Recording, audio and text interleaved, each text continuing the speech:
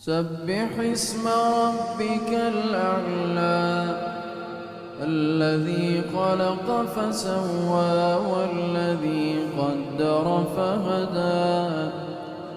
والذي أخرج المرعى فجعله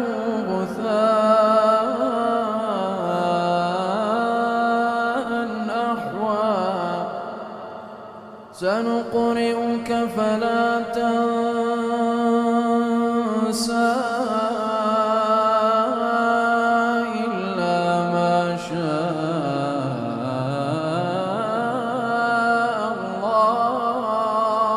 الله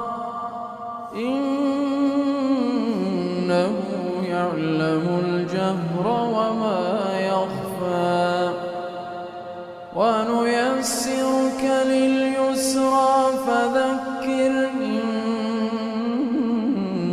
نفعت الذكرى سيذكر من يخشى ويتجنبها الأشقى الذي يصلى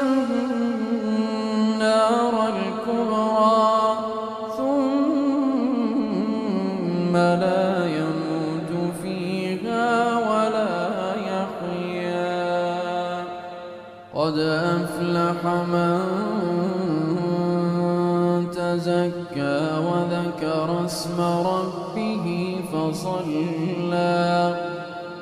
بل تؤثرون الحياة الدنيا والآخرة خير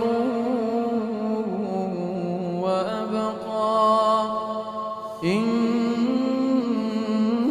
هذا لفي الصحف الأولى صحف إبراهيم